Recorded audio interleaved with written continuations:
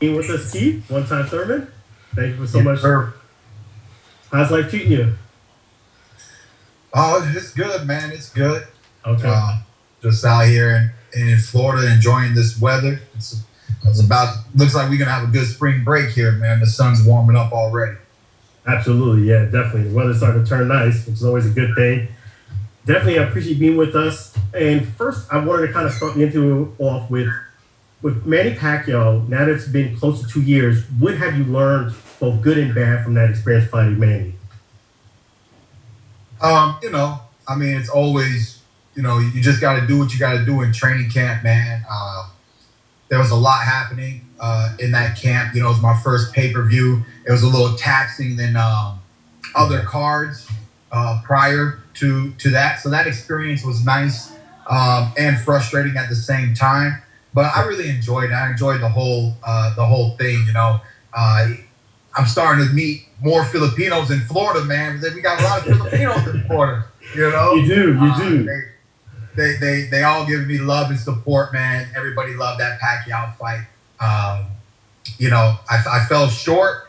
I thought it was really close to a draw, but he landed the right punches at the right time. That's what veterans do. They don't. And he kept his hands up. He kept his defense up. And he just boxed smart, man. That's something that my old trainer used to always say: smart fighters win, dumb fighters lose. You got to be smart in there. I think I could have made a few more smart adjustments.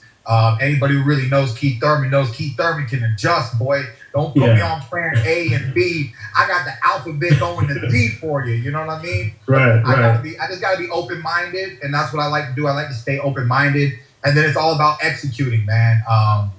And it was just a little hard to execute that year, but I'm just trying to get ready, get right, keep my weight management down better than I did that year.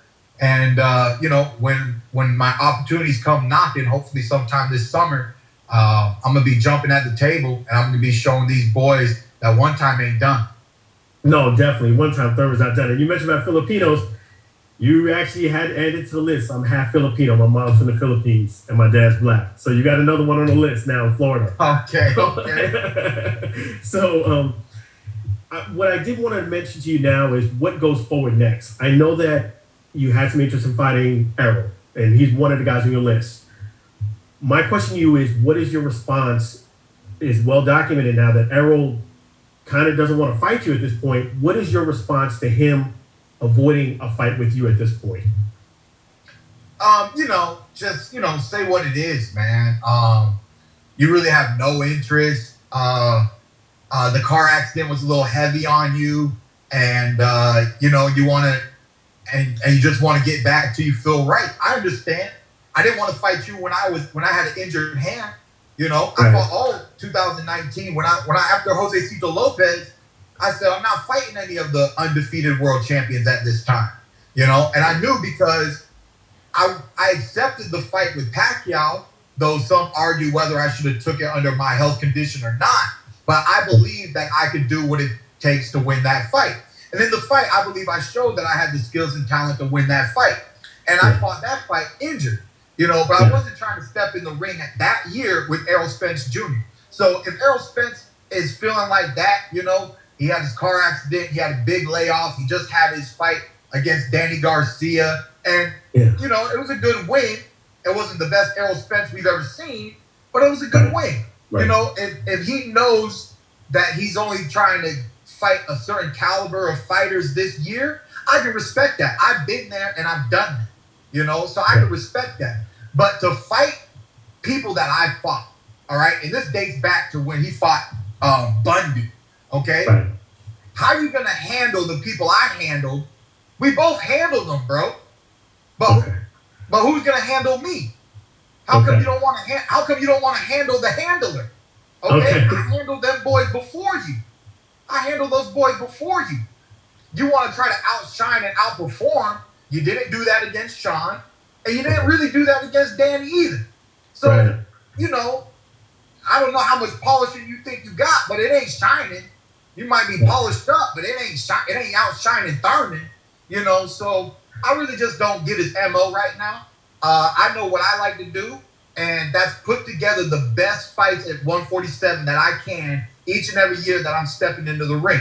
Regardless of my injuries or whatnot, I didn't fight Errol Spence, but I fought Manny Pacquiao. And it was one of the most exciting fights of the year and definitely one of the best welterweight fights of the year, you know? And that's what I like to do. I love great matchups. I love exciting fights. And I think it's time because after Manny Pacquiao, my whole goal was to stay undefeated and to go right after Errol Spence Jr.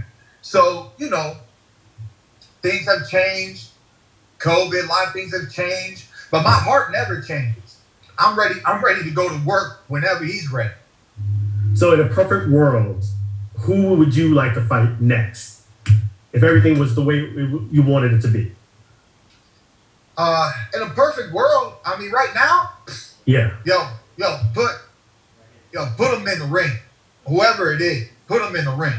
Because this summer, I'm ready to go to work.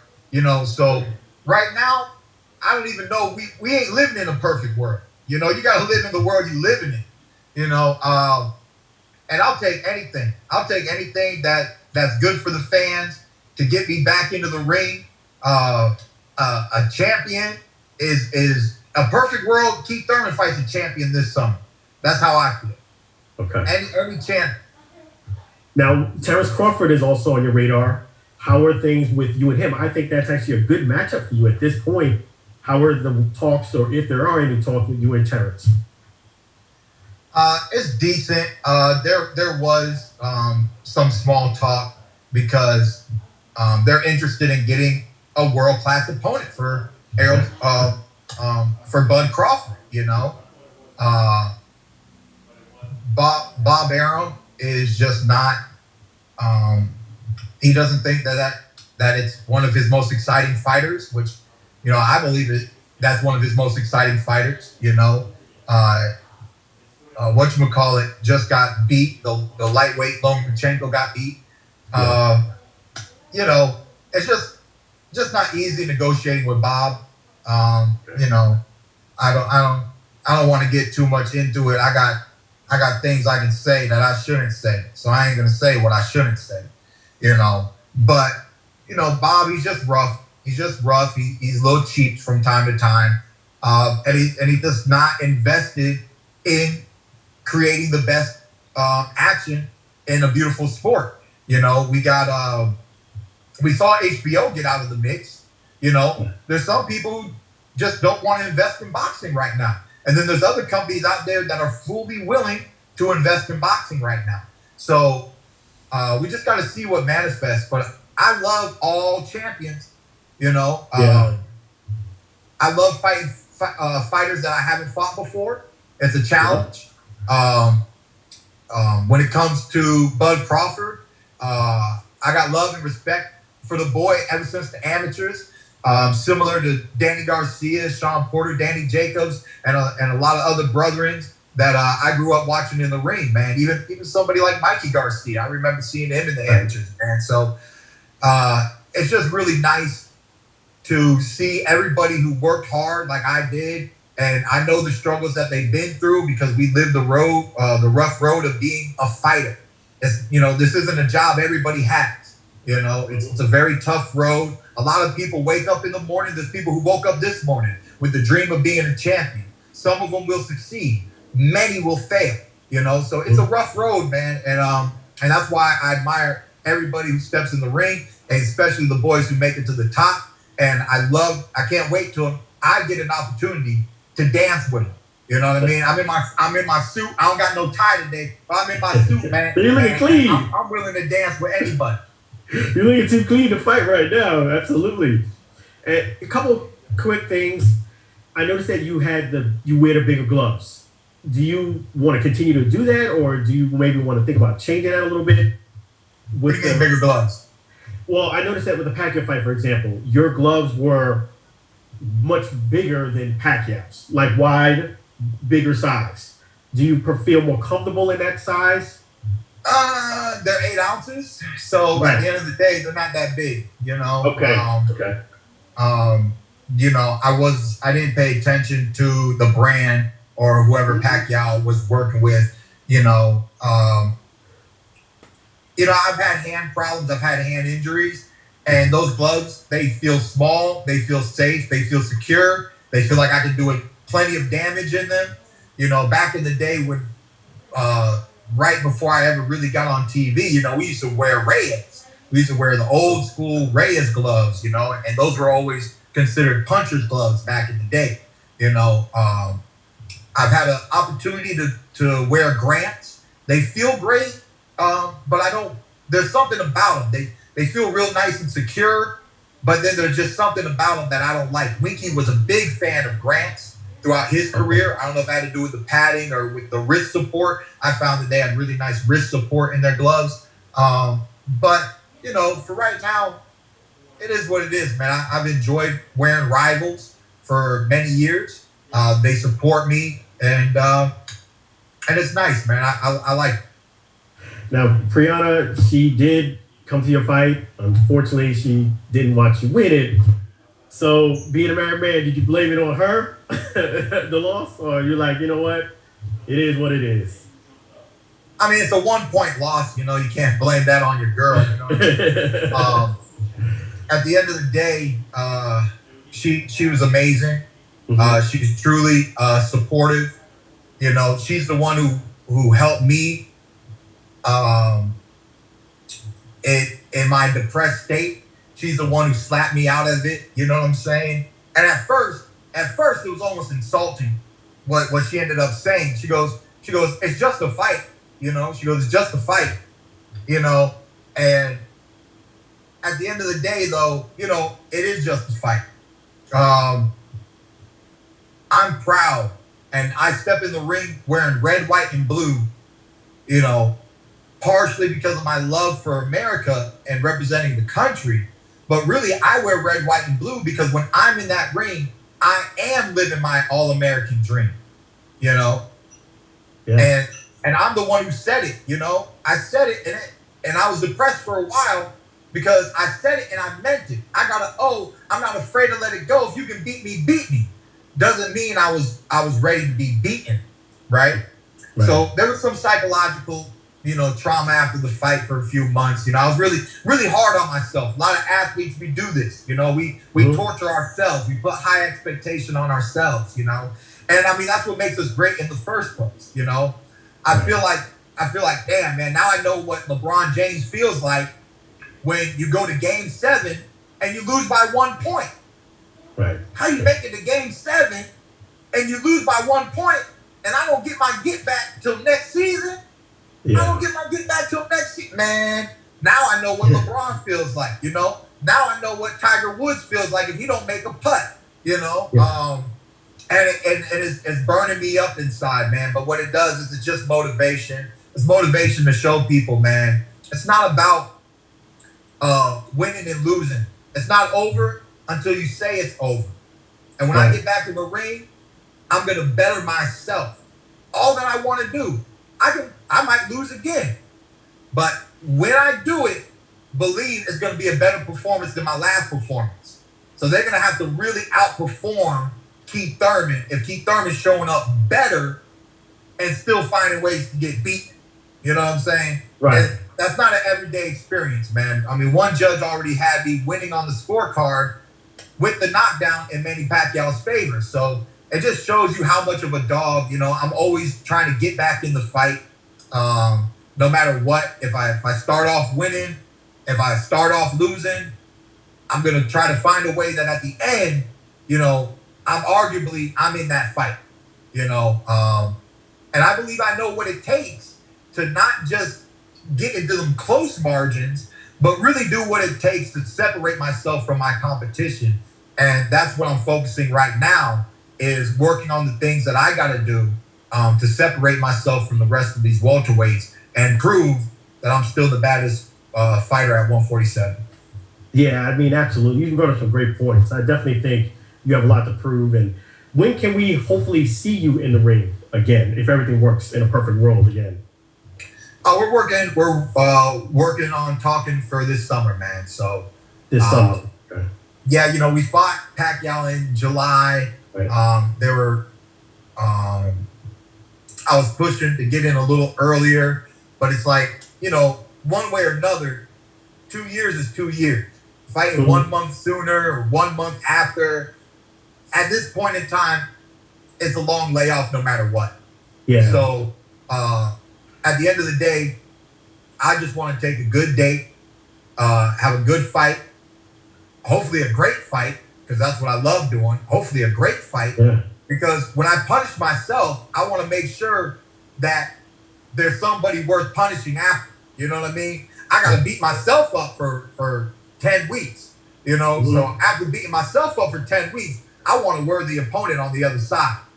Yeah, definitely. And I know you're dressing sharp, looking good. Are you still working in the gym hard at this point? Like now, every single day, waiting to get a fight? Or are you just taking it easy? Kind of maintenance and working on some the things that this is the time to work on strength training. If I want to activate some of my strength, this is time to work on different strategies. If I'm trying to outwork my jab, if I'm trying to up the input on my jab, if I'm trying to utilize my footwork better, right? Maybe defense, counter punching. This is the time to just sit back, look at the drawing board and say, I can improve this. And then start improving it before training camp really hits. You know, when training camp really hits, you're going to be very focused and you can start to create game plan strategy, but it's going to be real different or very difficult to start implementing technique that you weren't already doing. So right now, I'm just having fun, working on my footwork, you know, doing a lot of shadow boxing and just finding ways to make my style harder to deal with in the future.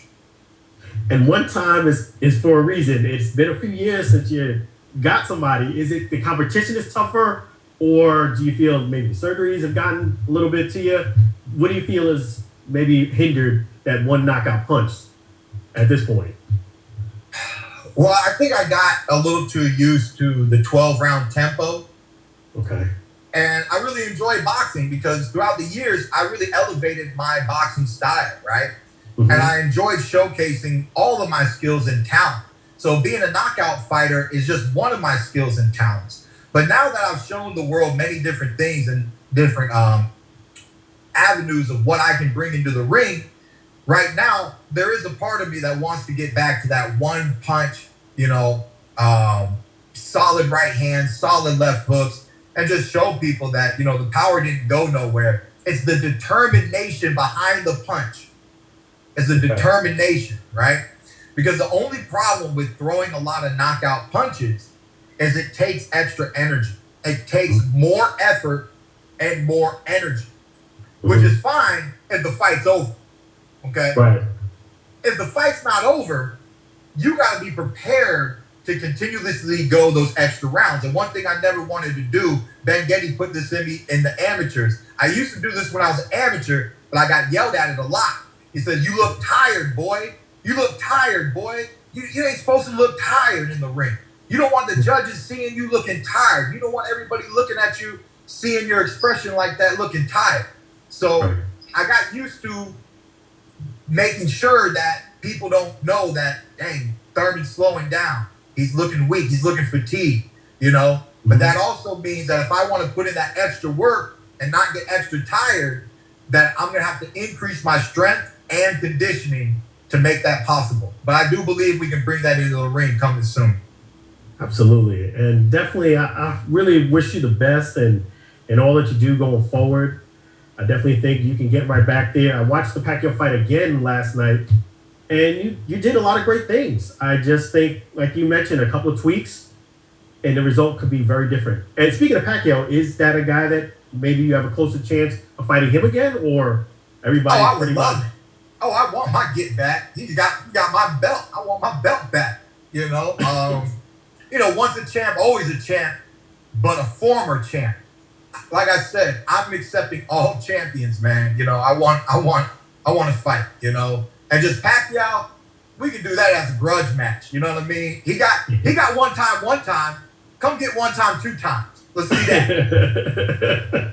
Absolutely. But I'm gonna definitely keep you in touch and, you know, basically look out for you. If when you get the next fight, I'll be in Clearwater to do this in person. I would love to do that. Yeah. All right, my man. Sounds good. But definitely good luck to you and your family. We look forward to seeing you in the ring very soon, and stay safe out there. We will, brother. God bless, man. God bless you too, Keith. Thank you so much for your time. Appreciate you. Thank you.